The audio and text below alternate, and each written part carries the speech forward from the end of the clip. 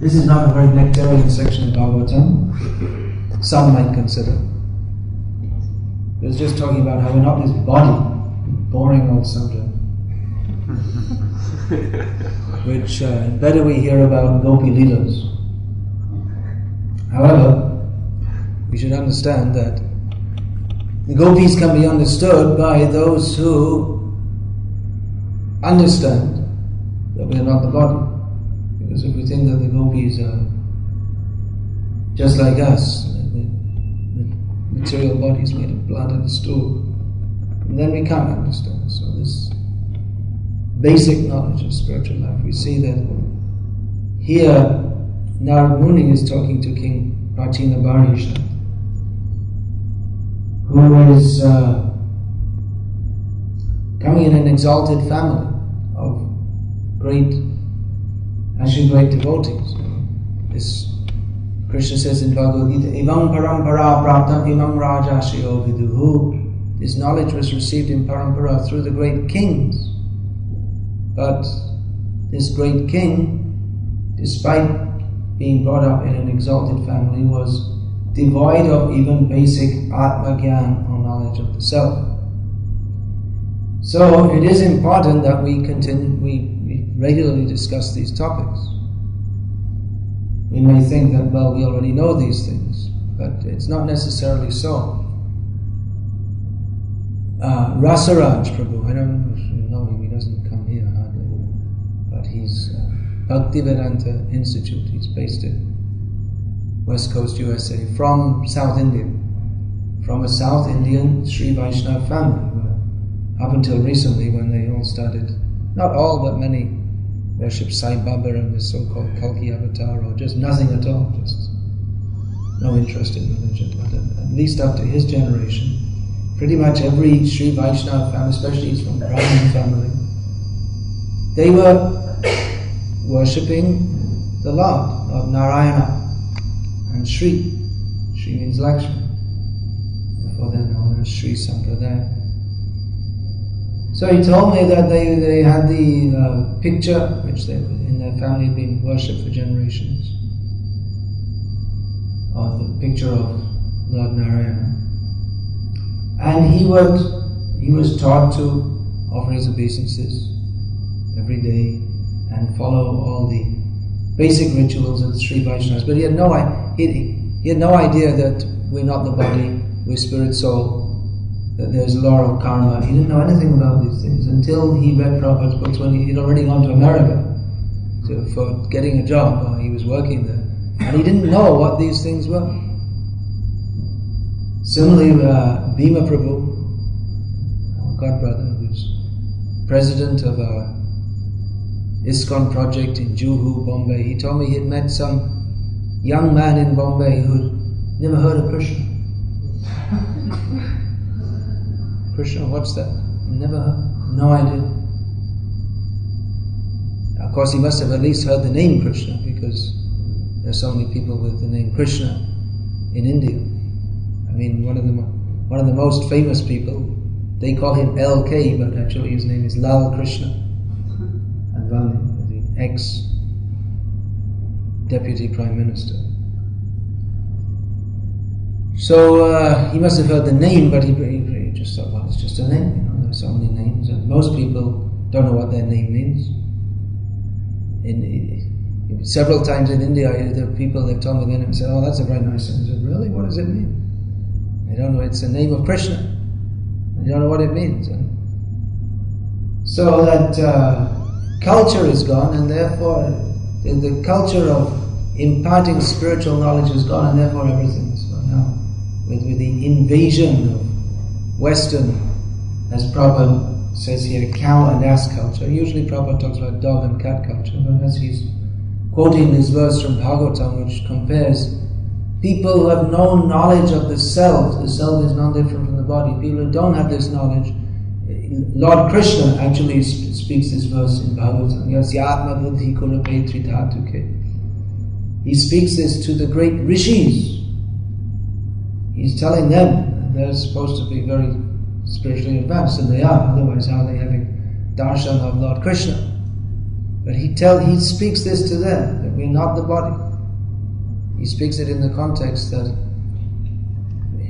praising them, actually, saying that people who go to holy places but don't listen from great rishis like yourself, they're no better than cows and asses. So here Prabhupada compares modern civilization to that of cows and asses, and usually to dogs and cats, because, I don't know, dogs and cats are quite openly, I mean, they're all beasts, but dogs and cats are quite openly more bestial, and we tend to see more dogs and cats in the modern world than we do cows and asses. You don't see. I mean, if you live in London, you don't see cows at all, except on the TV. And sometimes they take the children out of the city on a school outing to see cows. Oh, look, there's a cow. Oh, really? It's not just on the TV. So cows and asses you hardly see. Do you keep any donkeys here? We were in Slovenia. I was just there. They were staying on a little place on the top of there with a donkey. Every sort of make his donkey roam. We thought, no, that's the conch for the arti. It sounded, at first we were bewildered. It sounds somewhat similar. Anyway, that's a completely useless piece of information. But so this donkey civilization, Dr. Don Key, great authority. Sahotra Swami recently presented some interviews with Dr. Don Key.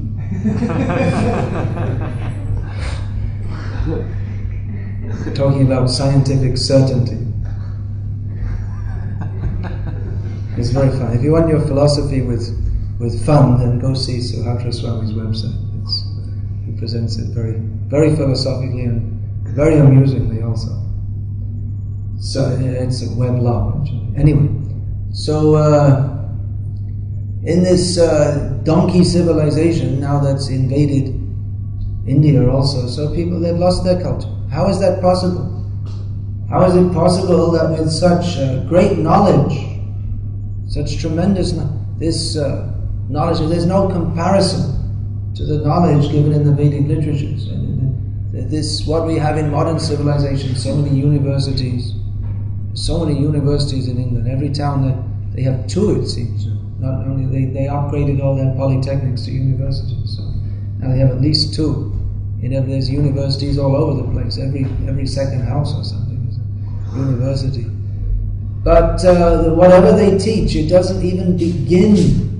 The highest topics that they teach doesn't even begin to come anywhere near the knowledge taught in the Bhagavatam, or even in the Karma Kanda section of the Vedas. They don't.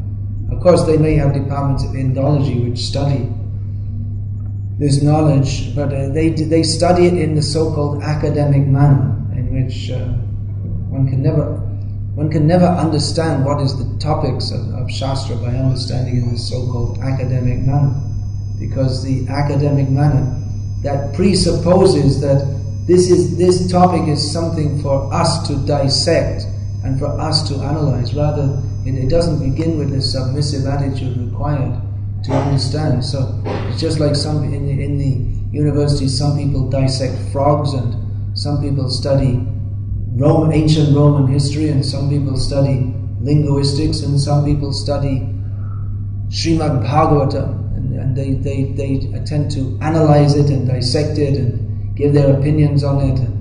But this is not the way. One can never understand.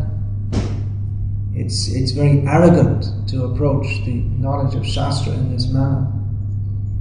So this knowledge that is given in Shastra, that was the basis of the traditional culture in India. But when they stopped teaching, when this system of education broke down, the British, they actually had a plan. They were very intelligent in a demoniac way to break down the culture of India by introducing the Western kind of education. And they succeeded, because the educational institutions for teaching Veda Gyan, they're practically defunct.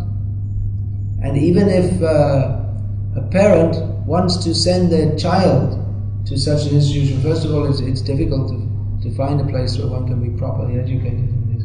And the other thing is that everyone will protest, I know, because another godbrother of mine, Tamil president in Baroda, Basu Ghosh Prabhu, who you know very well, he was wanting to send his sons to Ved Pathshala, but there was so much protest, everyone, no, they have to go and study computers, like yourself. So what will they do in future? They can't get a good job. That's the whole idea. You don't want to get a good job. You want to study the Vedas and get a good promotion to the Krishna Loka. So, but so much protest, and then the children themselves say, "No, I want computers.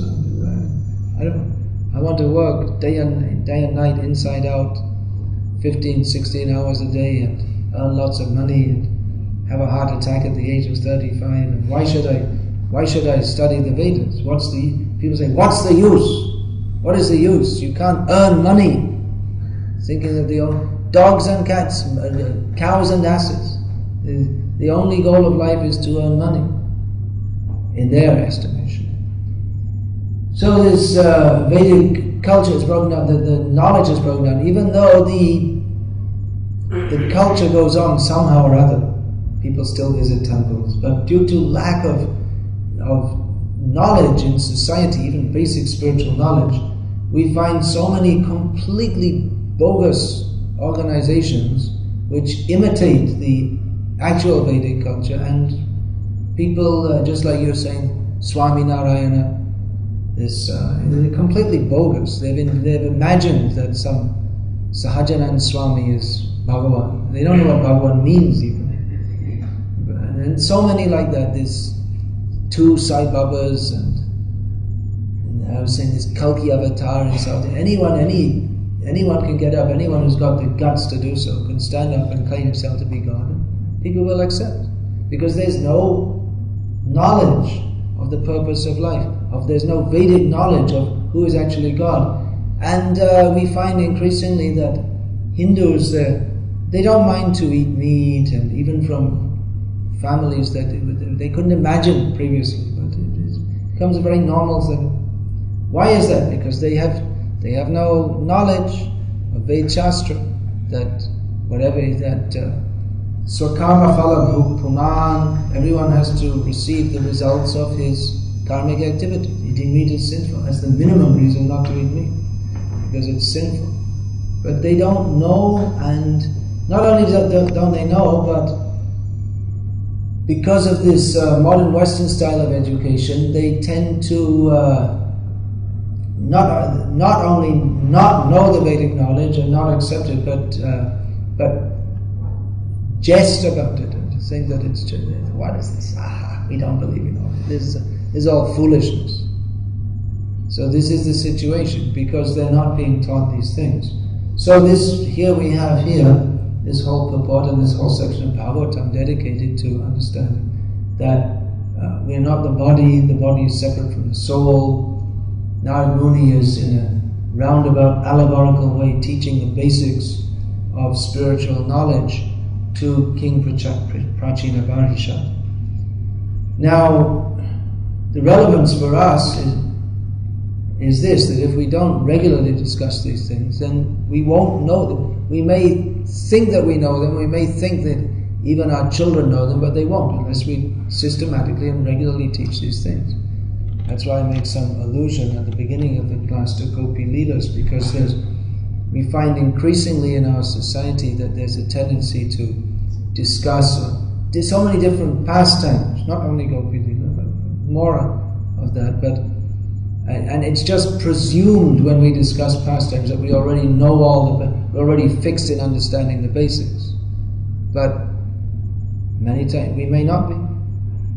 And therefore, without understanding very clearly the basics, that we're not the body, and the senses, Sharira Vidya Jal Jarinde Tahika, the senses are a network of paths leading to death. The body is a network of ignorance, and the senses, they have paths leading to the death of the soul. So without clearly understanding this, if we simply hear Leelas, we'll take them like nice stories. We can't actually advance by hearing Leela unless we're fixed in the basic knowledge of Krishna consciousness. And therefore, we should hear these things again and again. Even if we think, oh, I already know that, but do we really know it? Knowing, again, academically, theoretically is one thing, but if we really know we're not this body, then we won't be interested in sense gratification. So, can we honestly say that I understand I am not the body? Once Prabhupada was lecturing in the second chapter of Gita, so again and again the topic came up, and daily in class Prabhupada was dilating in different ways on the subject that the body is not the body is not the self. The self is the Atma, the soul. So the devotee was bold enough to say to Prabhupada, could you speak about something else? We already know this. Prabhupada said, you don't know this. Therefore I have to speak again and again, every day. And we find, last time I had darshan of Srila Prabhupada during his manifest appearance was in October of 1977. And Prabhupada hadn't eaten anything for a long time, and the devotees sat him up. They'd brought some strawberries, and Prabhupada was going to take some prasadam, which he hadn't done for a long time. So they set Prabhupada up, and Prabhupada, in a very weak voice, started saying, Sharir Vidyajal. And then it seems he forgot all about the prasadam. He started preaching to all the devotees present how we're not the body, we have to control the senses, we have to control the time. I was surprised. Here's Prabhupada. He's looking so weak and sick, and he's surrounded by so many leading devotees, and he's preaching what we might expect that he would preach to even a beginner. But then we are beginners. And even, you see, Krishna was teaching this to Arjuna. Arjuna is not a beginner. But as long as we're in this material world, it's a very dangerous situation. Unless we're fully in Krishna consciousness, there's always the possibility to revert to non-Krishna consciousness or Maya consciousness. And Maya doesn't have any special VIP treatment for anyone. She drags anyone who wants to dance with Maya. She drags them down to the most degraded situation, as far as the person is willing to go. However exalted they may have been, she has no consideration like that. Actually, for one who's been exalted, if he's dragged down low, then it's hoped that he may wake up in his shame and come back to his previous situation. There's a story of one of the Alvas in again Sri Sampradaya, who was very great devotee, but then he fell into the most sinful way of life, very severely. Then he was suffering severe karmic reactions. But then again he remembered, oh, Krishna, Bilvamangal Thakur, great devotee. But then he had some attraction to a prostitute or a girlfriend. It was his girlfriend. I mean, she may not have been a paid prostitute, but Prabhupada said, in our country we call prostitute, in your country you call girlfriend. So we think that girlfriend, according to Vedic culture, one has a wife, and anyone else any other woman that a man may cohabit with is on the level of a prostitute, no better. Nowadays we think it's very normal just to have a girlfriend or two, but it's not respectable. It's not only not respectable, it's sinful. So Bilvamangal Thakur, in his previous life he was a great devotee, but he was attached to his girlfriend, who He went through so many difficulties to come to reach it, then she stung him with her words. That you are so much attached to this body of mine which is only stool and blood and muke. It is simply made of bile, mucus, and if you were, how much benefit you would have had if you had the same attachment for Krishna. Prabhupada explained in one lecture that then Bhagavan said, oh, Krishna. It was like a thunderbolt. Krishna. Oh, yes, Krishna. I forgot Krishna. And immediately, yes, I must find Krishna. I must go to Krishna. So immediately, whatever he had, he left everything. Started for Vrindavan. But again, the same tendency. Seeing a beautiful woman, again he became attracted. Then, mother, give me your pins from your hand. Put out the eyes. Now I shall find Krishna. So much sincerity to find Krishna. It's not a generally recommended process. But just see the determination. If by this eye I'm not going to find out Krishna, then no need of this eye. If it's an obstacle, practical yasya varjanam, give up everything, then will stop our Krishna consciousness. If it's an obstacle, then it should be removed. This is the lesson to be had from this incident. So much serious to understand Krishna. So Maya is there. We may escape. If we fall into Maya, we, by the grace of Krishna, generally that Kaunteya pratijanihi name bhakta pranashyanti.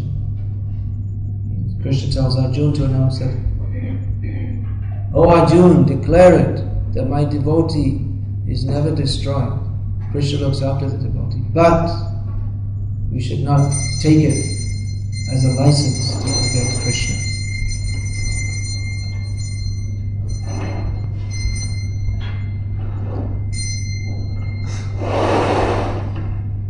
For a devotee who is very serious to understand Krishna, but who circumstantially slips, Krishna will look after. But if we're thinking, well, I've done enough Krishna conscious for this lifetime, that should be enough to keep me going. So now it's time to enjoy. Then I can get more realization of how bad the material life is, and then I can be more serious about Krishna consciousness if I just go and experience the material world a bit more. Right? Reasonable philosophy? Sounds very reasonable, yeah. If you think so, you're in trouble. So we may rationalize and reasonalize. We find some devotees who not really devotees, because they want to be in Maya, but no one wants to say, yes, I'm wrong. So they'll say, no, actually, they'll give so many reasons why we have to do this and we have to do so many diversions from the path of bhakti. We have to, before you can do bhakti, you have to get full Reiki treatment, then you have to have everything in your house adjusted according to Vastu, and then you have to go through a special counseling course, and then when you've done all these different things, then you can really do bhakti. But this is not what Krishna says. Krishna says, come now, sarvadhamam parittatya mamekam sharanam raja. So you might have a little Reiki here or there or something like that. Knock out the wall and put a new window in and block it up somewhere else. Of course, you could also donate the money to the temple. So you'd probably get more spiritual benefits from that than knocking out the window and putting in a new one, filling it up one place and putting it in another place, like they do in Vastu. So anyway, you might do these things, but the point is we have to surrender to Krishna. And even if your house is the most perfect Vastu or whatever, then if we don't chant Hare Krishna in it, then it's completely useless. And even if the house is like the Vastu expert comes and faints when he sees it because it's so bad. But if we're chanting Hare Krishna inside, it is much better than the perfect Vastu home with no chanting Hare Krishna. So it's a matter of keeping things in perspective. And anyway, what Vastu? Everyone's got a stool room in their home which is completely against any Vedic principles. So drinking water which has already been recycled 20 times, it's all stool-infected water. Of course, it's chemically safe. At least you don't get poisoned by the stool. You get poisoned by the chemicals, which is supposed to be not so bad. But from the point of view of purity, it's completely contaminated. It's not. You can't bathe deities in such water, and then you have to go and get the bottled water. But that's also contaminated because it's handled by people who are eating meat and so many different things. So, from the point of view of purity and all the normal Vedic standards, there's nothing in the modern age. You can make some adjustments here and there, but basically everything's contaminated. Therefore, Harem Nama, Harem Nama, Harem Nama, Eva Kevalam, Kalo, Nasteva, Nasteva, Nasteva, Gatiranyata. This is a very good verse. We should all have great faith in this verse. This is by far more important than any mundane adjustment. If we think I have to adjust this, I have to adjust that, I have to adjust something else. But we have to adjust our lives to be centered on the holy names of Krishna, isn't it? And that will take us back to Krishna. That is the essence. Jive Daya Krishna Nama Sarva Dharma Sa. The essence of all dharma is to be merciful to the jivas by preaching Krishna consciousness and ourselves chanting the names of Krishna. So we have to hear these topics again and again and again, basic things, because we tend to take it for granted that yes, we already know all these things, and therefore now it's time for Gopi Lila or Reiki Lila or this thing and that thing and something else. But what is actually Krishna consciousness? We shouldn't presume, I already heard so many classes, I went through the Bhakti program, I got a Bhakti Shastri degree, that proves I already know everything about Krishna consciousness. So I don't have to study any books anymore. And especially not Prabhupada's books, because they're so basic and we need something better. So with this kind of attitude, we end up not being in Krishna consciousness or being in some imagined kind of Krishna consciousness. So that's why we have to regularly hear the basic topics as actually basic, not only basic. Prabhupada has given everything. Just like in his Bhagavad Gita purpose, Prabhupada has given us Vraja Lila. Right there in the Mamana Bhava Madbhakta, Prabhupada says that one should concentrate on the form of Krishna with two hands holding a flute. One should not divert his mind to other forms of the Lord. So it's right, everything is there. But due to whatever, laziness or lack of application, we have the tendency to think that, I already know all these things. But we may theoretically know about them. Practically, do we really know that we're not the body? So let's say it all again. We are not this body. We are not this body. This body is not me. The body is temporary. I will not remain in this body forever. As sure as death, we are sure to die. But if we understand that we are spirit soul and that we have our eternal relationship, loving relationship of service to Krishna, then we will go to Krishna. That is the purpose of the Krishna consciousness movement. So all this knowledge rests on this principle. We are not the body. A very strong influence of Maya that makes us think. It's difficult not to think that we're not the body because we experience like that. It feels like that. Just like did anyone ever get bitten by a wasp? Mostly those from southern Europe. There's more wasps there. Well, I just did a few days ago. I never got bitten by a wasp before. It was 3 o'clock in the morning, better than any alarm clock. So it's so painful. It's just a little, just in my toe actually, and just how big is the place where the wasp stings? Just a tiny little thing. So painful. And it's just an example. It's difficult to think you're not the body when you're feeling such pain. then we have to understand. But, well, it's not me. It's only the material energy is interacting in such a way that superficially I'm feeling this pain, but it's not me. So it's very useful knowledge also, because we all have to suffer so many bodily difficulties. So it's very good knowledge that a devotee, by having this knowledge, he rises above the disturbances of material life. He doesn't become disturbed by the disturbances. He's only disturbed if the disturbances are such that it affects his service to Krishna. But his service to Krishna will never stop, whatever the disturbances. Just like Prabhupada was asked, well, what is this? A big, great war. And what shall we do? Prabhupada said, well, chant Hare Krishna. And what shall we do? I think we should go and hide away, run away to the South Pacific Islands or something like that. No, just go on chanting Hare Krishna, whatever.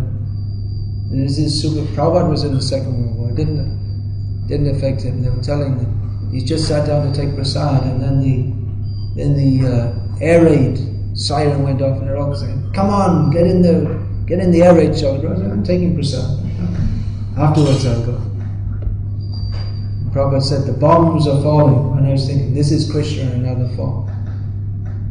So this elevated consciousness we get from understanding the basic principles of spiritual life. We're not the body.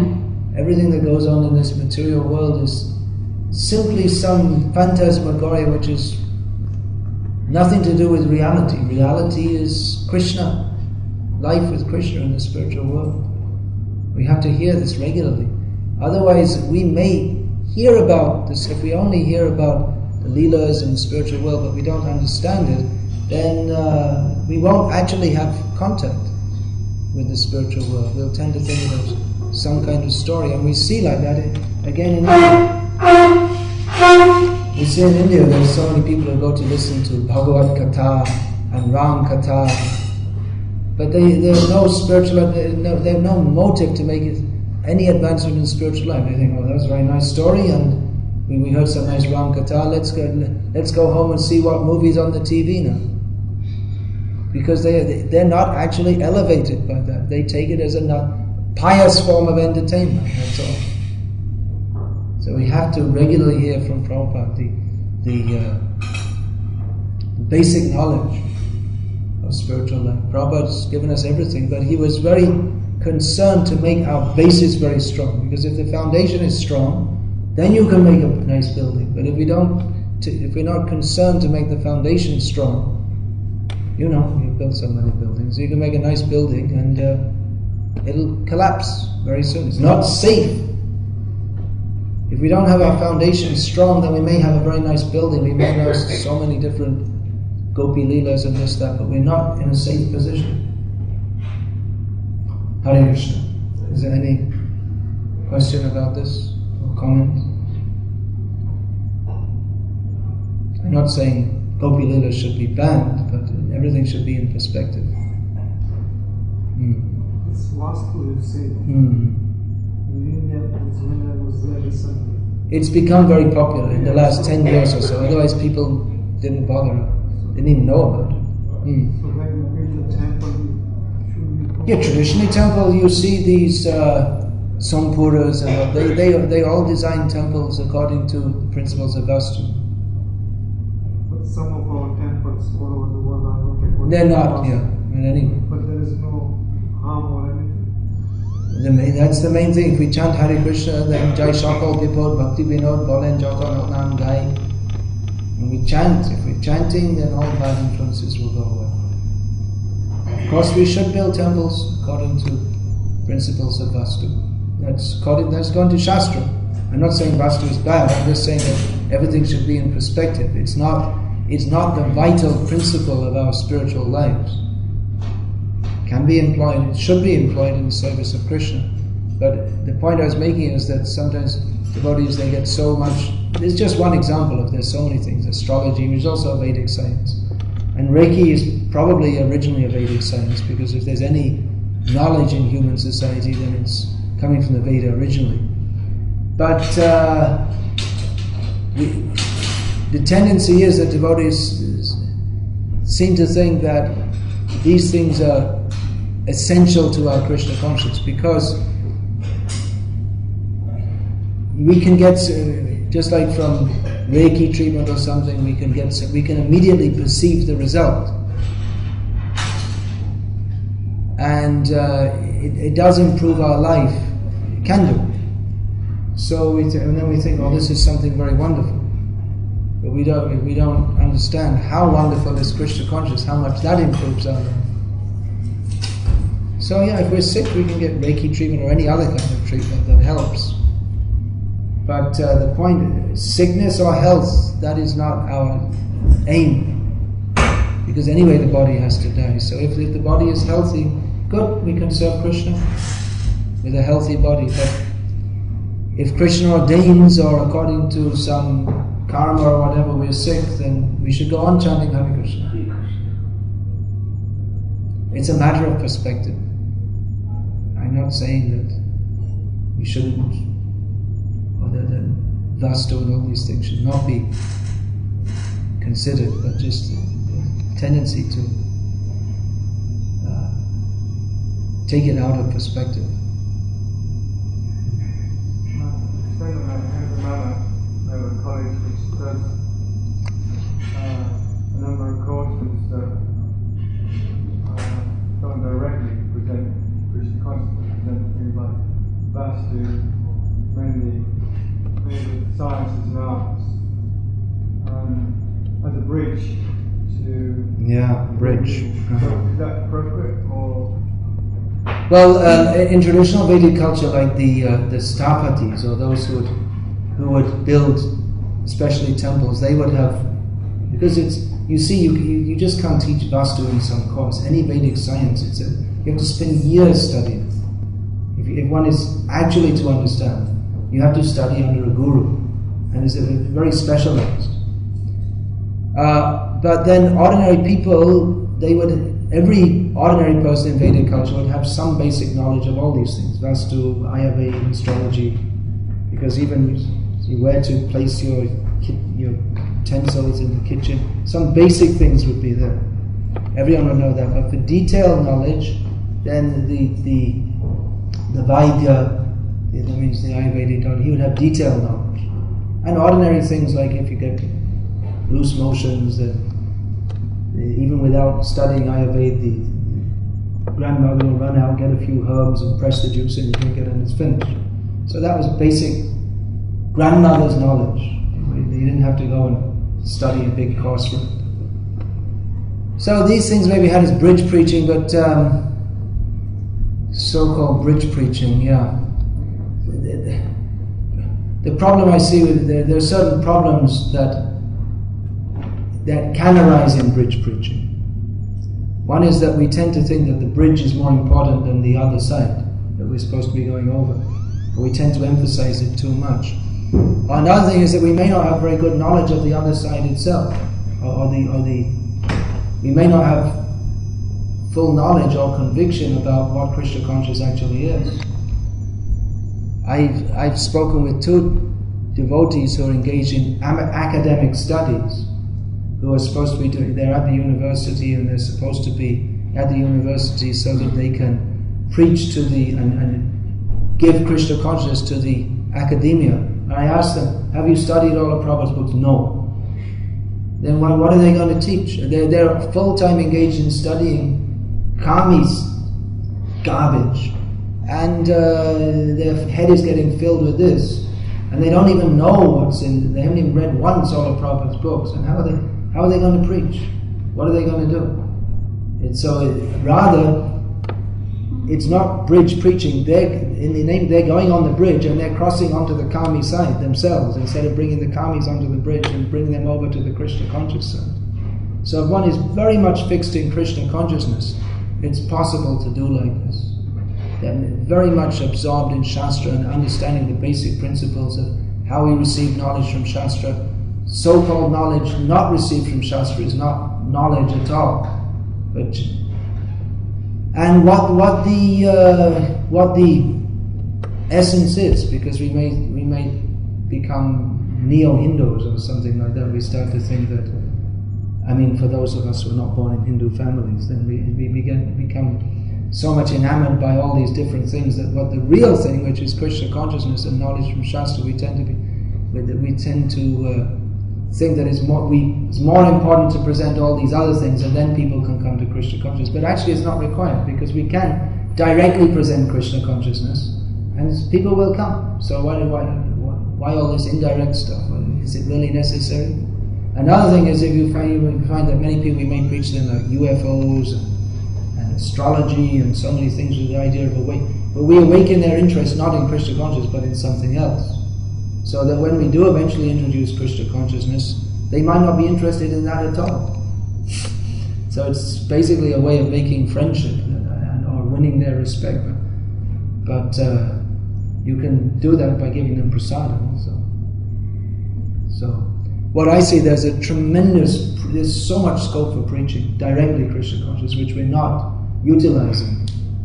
So what's the need or the point of all this indirect preaching? The thing is that we ourselves, we tend to become less fixed in Krishna consciousness we become afraid to speak the truth as it is. That life without Krishna consciousness is simply useless. And we think we always have to cover up Krishna consciousness with some euphemisms and this and that, and we can't preach strongly and directly as is required. So there is scope for this. Prabhupada spoke about the BI scientists, but he said that we should present the principles of Bhagavatam in language that the scientists can relate to. So there is some scope for that, but there's some danger involved in that also. And unless it's really necessary, what's the point? There's so many people who if we simply present Krishna consciousness straightforwardly, will take up interest in. We have this festival program, so many people come, so many people are interested. So we should remember, Hare Nama, Hare Nama, Hare Nama, Eva Kevalam, Kalo Nasteva, Nasteva, Nasteva, Vitiranyata. The holy name has tremendous power. You should not underestimate that. That even people who are not interested, they can become interested by hearing the holy names, attending of these festivals, taking Prabhupada's books, these basic principles of Krishna consciousness. Yeah, please. Right. The perception I have on, say, I suppose we could call cultural sciences related to the Vedas, e.g. Ayurveda, etc., astrology, etc., is that we have a situation, I think, where over the years a lot of devotees have come in the temple for, say, 1 year, 10 years, 5 years, whatever, and then a lot of them end up getting married and then move out, where, of course, employment becomes one of their main things one of their main meditations by necessity. And it's very difficult, I think, for trained devotees to actually go in, work for some kind of karmi guy who eats cows for breakfast or whatever, ends up working at Asda or in some supermarket somewhere. So I think these Vedic sciences where devotees can be employed in where there is a market, either astrology, Feng Shui or Vastu, call it what you wish, etc. It might be a better compromise for them trying to earn a living. Yeah. If they can't do it, if they don't have that's a possible consideration. Yeah. But actually, if we're going to do astrology, we should do it properly. That means we should go to get trained by a guru. Not that we teach yourself astrology in 20 days or something. And then it's a very serious thing. We're giving people advice for their lives. And it should be understood in the perspective of Krishna consciousness also. Because mostly astrologers, they only advise people according to what they perceive as their material benefit. But it's just like a devotee may see, well, in your chart you're going to lose all your money. That's going to be very good for your spiritual advancement.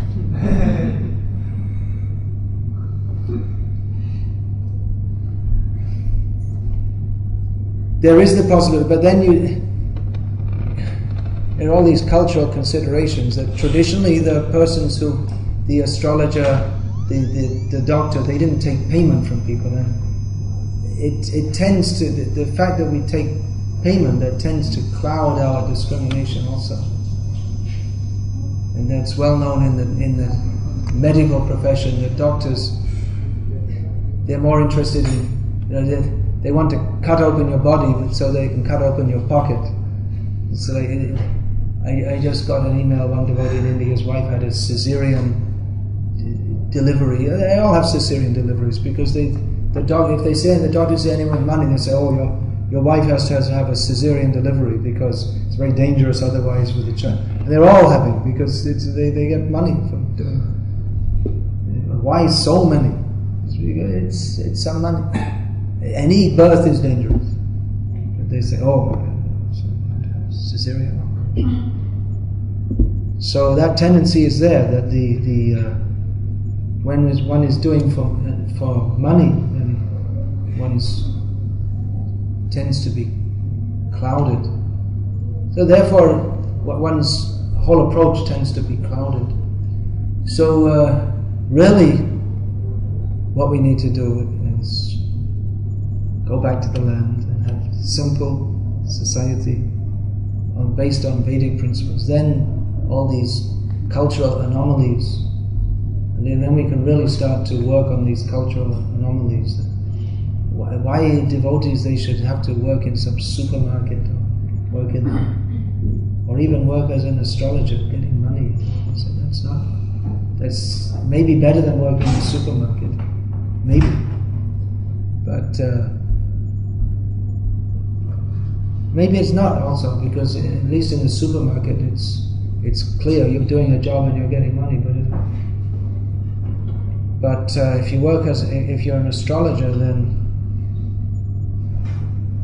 one mixes up the Vedic knowledge it becomes mixed up with his desires for economic development. So he may not be able to present it as purely as required. It's a big discussion, which maybe we shouldn't get into the intricacies of it now, but the overall solution that Prabhupada gave is go to the land and live simply, which we seem to have, as a movement, more or less given up on, apart from a few individuals here and there. But really, Krishna consciousness can't really develop on the platform of modern materialistic life. It's like trying to run PC programs on a Mac or something. It may seem like it should work, but it doesn't. There's a different concept altogether.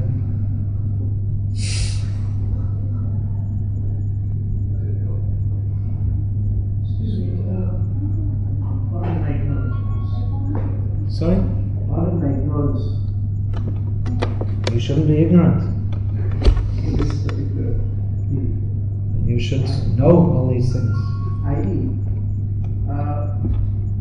in the present world situation, where it is all going digital, technological, everything is being there, my question is one. Whilst the world is advancing, we still need to keep a balance between Krishna consciousness and our daily work. Am I right in saying that? Well, first of all, we don't consider this to be advancing, simply to have the fact that you can pull out a camera and then 1 minute later the photo can be on the other side of the world. That's not really advancement of human civilization. Real advancement means advancement of consciousness. We have all these technological gadgets, but Kam, Krodh, Lobh, Moha, Mada, Matsarya, becoming free from these, that is actual advancement of civilization. So, our understanding of advancement, or the Krishna conscious understanding of advancement, is something completely different. Keep a balance. Yes, well, everyone has to do some kind of work. But we should understand that whatever work we're doing is only for the maintenance of the body. The body is temporary. We are Atma. So the most important thing is Atma Vikas. not bhautik vikas. Spiritual, adhyatmic vikas. Spiritual development, not simply mundane development. So really the balance should be to minimize our material side and increase the spiritual side. It's not that spiritual life is something to be fitted into our material life, but rather the material necessities should be fulfilled in the least time-consuming and difficult manner so that we can concentrate on our spiritual necessities. Have you got Srila Prabhupada's books? Yes, I got before. Yes. Nothing on this. Well, I'm requesting, you see, we're going to discuss now for a few minutes. Yeah. I'll answer your question. But what's really needed for yourself and for all of us is to study these shastras very carefully, daily. That will make you more balanced. So please do that. You have the books, so please read them. Yeah, any other What question? I'm saying is, see, our Hindu religion is so vast, so vast. We have different deities. Okay. So you keep on wandering from one deity to another deity, and just going on here and there. And it's not that you are not religious. You are religious. But the fact is that you go to one sect, this is being taught.